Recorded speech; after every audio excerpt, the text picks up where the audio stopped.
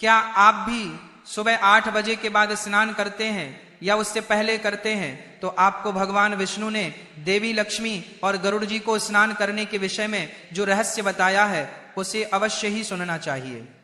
स्नान कब करना चाहिए, कैसे करना चाहिए, स्नान करते समय कौन सा मंत्र बोलना चाहिए, नहाने के पानी में किस दिन क्या डालना चाहिए, तथा स्नान के बाद सबसे पहला काम क्या करना चाहिए जिससे जीवन में सकारात्मक ऊर्जा का प्रवाह बढ़े, दुख दरिद्रता का नाश हो जाए और सुख समृद्धि में वृद्धि हो जाए।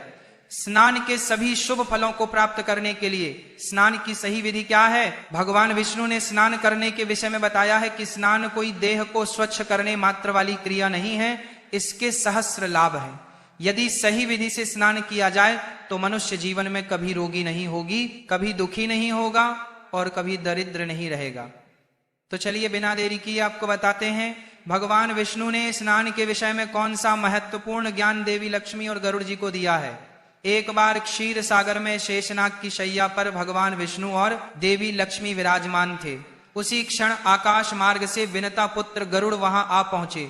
गरुड़ ने दूर से ही भगवान विष्णु और माता लक्ष्मी को दर्शन करते हुए विनम्रता पूर्वक प्रणाम किया और समीप आए। भगवान विष्णु ने मृदु मुस्कान के साथ आंखें खोली और गरुड़ का स्वागत किया। गरुड़ ने हाथ जोड़कर कहा, हे प्रभु नारायण, हे माता महालक्ष्मी, आपको कोटि कोटि प्रणाम। भगवान विष्णु ने प्रेम पूर्वक गरुड़ से पूछा, गरुड़ तुम्हारा स्वागत है, तुम्हारे चेहरे पर शंका दिखाई पड़ रही है, बताओ तुम्हारी निराशा का क्या कारण है? गरुड़ उत्सुकता पूर्ण स्वर में बोला, हे प्रभु, मैं अभी अभी पृथ्वी लोक का भ्रमण करके लौटा हूं।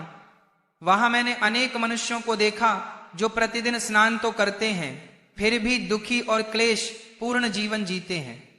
वे मनुष्य प्रतिदिन प्रातः स्नान करते हैं फिर भी उनके दुर्दिन दूर क्यों नहीं होते?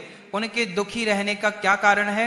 कुछ क्षण रुककर गरुड़ ने दूसरी जिज्ञासा प्रकट की, हे प्रभु, कृपया मुझे यह बताइए कि स्नान करने की सर्वोत्तम विधि क्या है? मनुष्य को स्नान कब और कैसे करना चाहिए?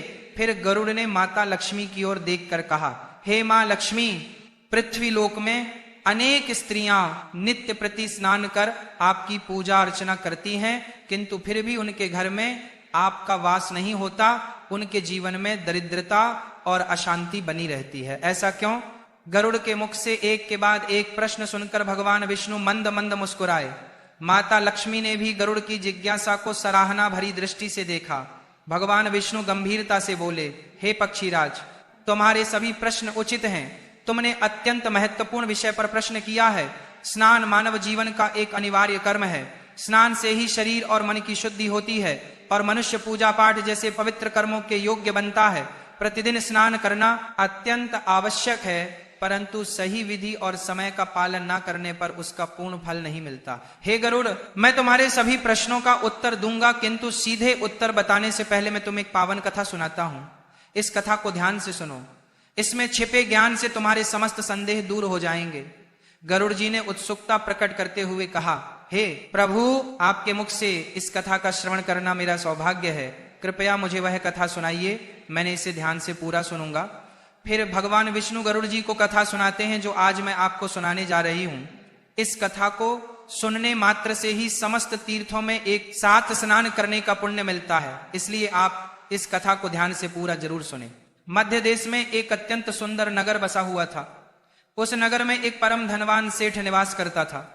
उस सेठ के वैभव की चमक दूर दूर तक फैली थी। उसके महल जैसे घर में किसी भौतिक सुख की कमी ना थी। ईश्वर की कृपा से उसके यहाँ 3 सुंदर कन्याओं ने जन्म लिया था। सेठ ने अपनी तीनों पुत्रियों को बड़े लाड प्यार से पाला। उनकी हर इच्छा पूरी की जाती। उन्हें रेशमी वस्त्र, आभूषण और सुख सुविधाओं से भरपूर जीवन मिला। तीनों बहनें रूप और यौवन में अनुपम थी और चंचल स्वभाव से सबका मन मोह लेती थी। किंतु अपनी संतानों को अपार सुख देने के उत्साह में सेठ एक बात भूल गया। उसने अपनी पुत्रियों को धर्म और शास्त्रों का ज्ञान नहीं सिखाया। वे जीवन के आध्यात्मिक और नैतिक पक्षों से अनभिज्ञ रही। फलस्वरूप धन, वैभव, सौंदर्य और सुख होते हुए भी उन कन्याओं का जीवन अधूरा था। शास्त्र ज्ञान के अभाव में उन्हें उचित अनुचित का भेद समझ में नहीं आया। जिस ज्ञान और सद्गुण से मानव पूर्ण होता है वही उनके पास नहीं था। समय के साथ तीनों कन्याएं यौवन की दहलीज पर पहुंच गईं। सेठ ने अपने कर्तव्य का पालन करते हुए उनका विवाह सुयोग्य वर से तय कर दिया। तीनों का विवाह बड़े धूमधाम से नगर के प्रतिष्ठित और धनाढ्य परिवारों में हुआ। शहनाई की मंगल ध्वनि के बीच तीनों बहनों की डोली विदा हुई। वे अपने अपने ससुराल के राजमहलों में आदर और प्रेम के साथ ग्रहण की गई। नई दुनिया में कदम रखते ही सास, ससुर और पति ने उनका भव्य स्वागत किया और स्नेह पूर्वक घर की लक्ष्मी कहकर पुकारा, परंतु विलासिता और लापरवाही के चलते उनकी कुछ आदतें बिगड़ चुकी थी। तीनों बहुएं सुबह देर तक सोई रहती, सूर्योदय को भी ओढ़े पड़े रहती। जब उनकी आंख खुलती तो दिन चढ़ आया होता। वे आलस्य से देर से उठती और प्रातः स्नान में कोताही बरती। कई बार बिना स्नान किए ही रसोई घर की ओर रुख कर लेती और भोजन ग्रहण कर लेती। पूजा पाठ तो कभी कभार वह भी बेमन से करती। उनके ससुराल में बड़ी बुजुर्ग महिलाओं ने कई बार उन्हें टोकने का प्रयत्न किया। किसी की सास ने प्यार से समझाया, बेटी सुबह जल्दी उठकर स्नान कर लिया करो, बिना स्नान कुछ मत खाया करो। पर तीनों बहनों ने अपनी सास की बात को अनसुना कर दिया। उन्होंने मुस्कुराकर बात टाल दी और अपने मनमाने ढर्रे पर चलती रही। आलस्य और अनुशासनहीनता उनके स्वभाव में बस चुकी थी। समय बीतने लगा और जल्द ही उन घरों में अशुभ परिवर्तन दिखाई देने लगे। एक के बाद एक व्यापार में घाटा होने लगे। कभी माल की चोरी हो जाती तो कभी बड़ा निवेश डूब जाता। ठण लेकर भी व्यवसाय संभाले नहीं संभल रहा था। स्थिति यहां तक पहुंची कि उन परिवारों को अपनी जायदाद एक एक कर बेचनी पड़ी। महलों के वैभव को त्याग कर अब वे साधारण झोपड़ी में रहने को विवश हो गए। परंतु वे तीनों बहनें तंगहाली और कष्टमय जीवन सहने को तैयार नहीं थी। झोपड़ी में उनका मन बिल्कुल नहीं लगा। अंततः वे अपनी ससुराल छोड़कर लौटकर अपने पिता के घर आ गई। अचानक तीनों पुत्रियों को द्वार पर देख सेठ चकित रह गया, परंतु संतानों के प्रति प्रेम में उसने बाहें फैलाकर उनका स्वागत किया। अपनी दुखियारी बेटियों को गले लगाते हुए उसने स्नेह से कहा, कोई बात नहीं, तुम अपने ही घर आई हो।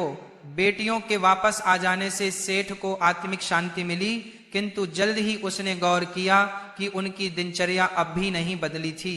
मायके में भी वे पहले की तरह देर से सोकर उठती और बिना नहाए आराम से रसोई से भोजन ले लेती। इधर पिता अपनी ओर आती विपत्ति से अनजान था। कुछ ही समय में सेठ के व्यापार में भी अजीब कठिनाइयां आने लगी। सौदे विफल होने लगे, बाजार में उसकी विश्वसनीयता घटने लगी और धन हानि का सिलसिला शुरू हो गया। दिनों दिन हालत बिगड़ती गई। सेठ अचरज में था कि ऐसा कैसे हो रहा है। उसके समृद्ध व्यापार में हानि ही हानि क्यों हो रही है। उसे समझ नहीं आया कि यह अनर्थ किस कारण घट रहा है। अंततः हताश होकर सेठ ने ईश्वर का स्मरण किया। रोज की चिंताओं ने उसे तोड़ दिया था। एक रात वह सितारों भरे आकाश की ओर देखकर बोला, हे प्रभु, यह कैसी विपत्ति है। मेरा तो सब कुछ उजड़ता जा रहा है, कोई राह दिखाओ। उसकी आंखों से आंसू टपक पड़े। उस दुख भरी पुकार के कुछ ही समय बाद एक दिन सेठ के द्वार पर एक दिव्य तेजस्वी साधु पधारे। साधु वेशधारी कोई और नहीं, स्वयं भगवान विष्णु थे, जो सेठ की विपदा हरने मानव रूप में आए थे। साधु के रूप में विष्णु के मस्तक पर जटाजूट सुशोभित थी। आंखों में करुणा का सागर लहरा रहा था। उनकी देह से एक दिव्य आभा प्रस्फुटित हो रही थी। जैसे ही सेठ ने उन्हें देहरी पर देखा, उसके मन को एक अनूठी शांति का अनुभव हुआ। सेठ भागा हुआ आया और श्रद्धा पूर्वक साधु महाराज को भीतर आमंत्रित किया। आदर पूर्वक उनके चरणों को प्रणाम कर आसन दिया और स्वयं हाथ जोड़कर विनीत भाव से सामने खड़ा हो गया। साधु ने प्रेम पूर्वक उसका अभिवादन स्वीकार किया। सेठ ने तुरंत एक ताम्र पात्र में जल लाकर उनके चरण धोए। उस जल से उठती पवित्रता मानो समस्त घर में फैल गई। सेठ ने भरे मन से कहा, स्वामी, आपने मेरे द्वार आने का कष्ट किया, मेरा जीवन धन्य हो गया। दिव्य पुरुष ने सेठ के मुख की उदासी को ताड़ लिया और स्नेह भरे स्वर में पूछा, वत्स, तुम्हारे चेहरे पर चिंता की रेखा स्पष्ट है, मुझे अपने हृदय का दुख बताओ। सेठ का जैसे बांध टूट गया। उसने अवरुद्ध कंठ से अपनी आपबीती सुना डाली। स्वामी, कभी मेरा घर धन धान्य से भरा था। 3 पुत्रियों के विवाह धूमधाम से किए, पर उनके ससुराल में प्रवेश करते ही वहां विपदा आ गई। सेठ ने आगे कहा, उनके पतियों का व्यापार चौपट हो गया, परिवार कंगाल हो गए। मेरी बेटियां दुखी होकर मायके लौट आई। सोचा यहां सुख से रहेंगी, परंतु प्रभु की लीला देखिए, अब मेरे अपने व्यापार में भी भारी नुकसान होने लगा है। सेठ ने अपनी बेटियों को भी पास बुला लिया। तीनों झुकी नजरों और व्याकुल हृदय से साधु के सामने खड़ी हो गईं। सेठ बोला, महाराज, यही मेरी बेटियां हैं जिनके भाग्य का पता नहीं कैसा उल्टा चक्र चल पड़ा है। साधु ने ध्यान मग्न दृष्टि उन तीनों पर डाली। कुछ पल में ही उन्हें दिव्य ज्ञान से सब भेद दिख गया। उन्होंने देखा कि उन बहनों के चारों ओर घोर तिमिर का एक नकारात्मक घेरा मंडरा रहा है। वह नकारात्मक ऊर्जा उनका पीछा एक साय की तरह कर रही थी। जहां जाती थी वहीं अंधकार छा जाता था। साधु का हृदय करुणा से भर उठा। साधु ने गंभीर स्वर में सेठ से कहा, वत्स, तुम्हारी इन तीनों पुत्रियों की अपनी ही आदतों ने इनका भाग्य बिगाड़ा है। इनकी आलसी दिनचर्या और अशुद्ध आचरण के कारण ही इनके चारों ओर दुर्भाग्य ने घेरा बनाया है। तीनों बहनें हतप्रभ होकर साधु को निहारने लगी। साधु बोले, ये सुबह देर से उठती है, सूरज उगने के काफी बाद आलस्य से स्नान करती हैं या कभी कभी बिना स्नान भोजन कर लेती हैं। उनके इस अशुद्ध आचरण ने इनके चारों ओर तमस का कवच खड़ा कर दिया है। साधु ने आगे समझाया, मनुष्य जब स्वच्छता और समय का ध्यान नहीं रखता तो उसके इर्द गिर्द नकारात्मक शक्तियां इकट्ठी हो जाती हैं। इन्हीं शक्तियों का प्रभाव है कि जहां भी जाती हैं वहां क्लेश और दुर्भाग्य चला आता है। तीनों बहनें लज्जा और पछतावे से सर झुकाए खड़ी थी। उन्हें अपनी भूल का आभास होने लगा था। उनकी आंखों में आंसू भर आए। मन ही मन वे सोचने लगी, हमसे बड़ी चूक हो गई। साधु ने तीनों बहनों और सेठ की ओर देखते हुए कहा, अब मैं तुम्हें कुछ अति महत्वपूर्ण बातें बताने जा रहा हूं। तुम सभी ध्यान पूर्वक सुनो और प्रतिदिन इनका पालन करो। यही तुम्हारी समस्याओं का समाधान है।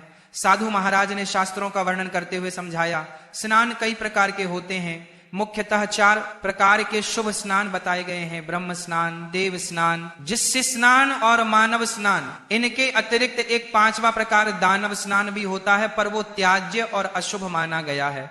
उन्होंने समझाया, पहला है ब्रह्म स्नान। ब्रह्म मुहूर्त में किया गया स्नान सर्वश्रेष्ठ माना गया है। ब्रह्म मुहूर्त अर्थात रात्रि का अंतिम प्रहर, सूर्योदय से लगभग 1.5 से 2 घंटे पूर्व का समय, जब चारों ओर सृष्टि एक अलौकिक शांति में लीन होती है। साधु की वाणी गूंजने लगी। उस समय वातावरण में अद्भुत और चमत्कारिक ऊर्जा व्याप्त रहती है। इसे देवताओं का समय कहते हैं। इसी समय में देव चिंतन करते हुए स्नान करना ब्रह्म स्नान कहलाता है। यह स्नान मनुष्य के लिए सबसे पुण्यदायी होता है। उन्होंने कहा, ब्रह्म मुहूर्त में स्नान करते हैं, तत्पश्चात उदय होते सूर्य देव को अर्घ्य अर्पित करने से जीवन में सुख, समृद्धि और शांति आती है। उसे जल की हर बूंद मानो तन और मन को ताजगी और सकारात्मक ऊर्जा से भर देती है। ऐसे स्नान से मनुष्य रोग व्याधि से दूर रहता है और उसका शरीर स्वस्थ एवं निरोगी बना रहता है। साधु ने आगे बताया, दूसरा है देव स्नान। प्रातः 5 से 6:00 बजे के मध्य किया जाने वाला स्नान देव स्नान कहलाता है।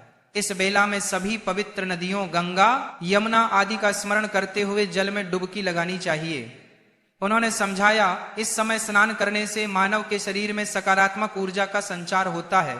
जल के प्रत्येक स्पर्श के साथ शरीर की सारी नकारात्मकता धुल जाती है। तन ही नहीं, मन भी शुद्ध और पवित्र हो जाता है। साधु बोले, देव स्नान का पालन करने वाले के जीवन में धन संपदा की वृद्धि होती है। उसे सभी भौतिक सुख प्राप्त होते हैं और उसके घर में लक्ष्मी जी का वास बना रहता है। साधु ने तीसरे प्रकार का उल्लेख किया। तीसरा है यश्य स्नान।